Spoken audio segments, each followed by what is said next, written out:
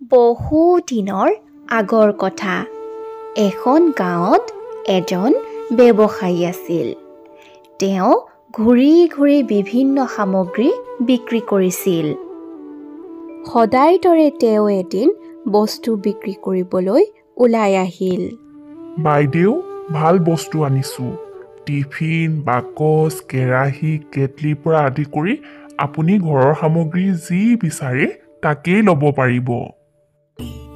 এনেদৰেই তেওঁ গৰমৰ দিনতো সামগ্ৰীবোৰ বিক্ৰী কৰিয়েই দিনটো পাৰ কৰিছিল।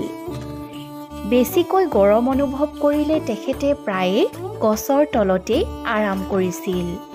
আন এদিনৰ কথা, এনেদৰে তেখেতে সামগ্ৰীবোৰ বিক্ৰী কৰি থকাৰ সময়ত এজাক বৰ জোৰত বৰষুণ আহিল।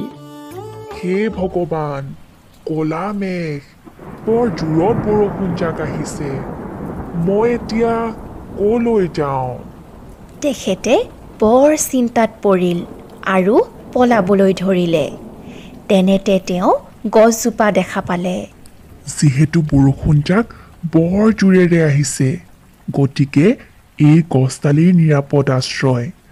গছডালেহে মোক আজি বচাব পাৰিব। তাকেই চিন্তি তেখেতে বৰষুণৰ পৰা পৰিত্ৰাণ পাবলৈ গছজোপাৰ তলতেই আশ্ৰয় ল'লে। কিছু সময় তেখেতে তাতেই আশ্ৰয় লোৱাৰ পাছত বৰষুণজাকো কমি আহিল আৰু তেওঁ ঘৰলৈ গুচি গ'ল।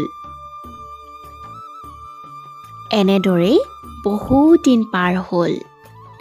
আন এদিনৰ কথা, তেখেতে সদায় দৰে সামগ্ৰীবোৰ লৈ বিক্ৰী কৰিবলৈ ওলাই আহিল। বাটতে তেওঁৰ বৰ ভোক লাগিল। অলপ দূৰ খোজকাঢ়ি আহি তেখেতে সেই গছজোপাৰ তল পালেহি আৰু তেওঁ দেখে যে গছজোপাত বহুত ফল লাগি আছে আৰু তেখেতে সেই গছজোপাৰ সোৱাদ লগা ফলবোৰ খায়ে তেখেতৰ ভোকৰ পৰা পৰিত্ৰাণ পালে। সেইদিনাই বেপাৰীজনে গছৰ প্ৰয়োজনীয়তা বাৰুকৈ উপলব্ধি কৰিলে। সেই গছজোপাই তেখেতক ৰ'দ, বৰষুণ আৰু ভোকৰ পৰাও বচালে। কিন্তু দুৰ্ভাগ্যৰ বিষয়, মানুহবোৰে গছ কাটি কাটি অট্টালিকা সজাত ব্যস্ত।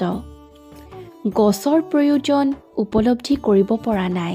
গতিকে সেইদিনাৰ পৰাই তেখেতে মনতে থিৰাং কৰিলে, তেখেতে আন সামগ্ৰী নহয়, কেৱল গছ পুলিহে বিক্ৰী কৰিব আৰু মানুহক ইয়াৰ প্ৰয়োজনীয়তাৰ কথা উপলব্ধি কৰাবলৈ চেষ্টা কৰিব।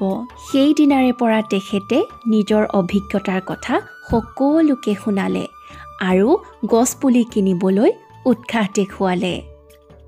ধীৰে ধীৰে চহৰবোৰত ডাঙৰ ডাঙৰ গছেৰে ভৰি পৰিল।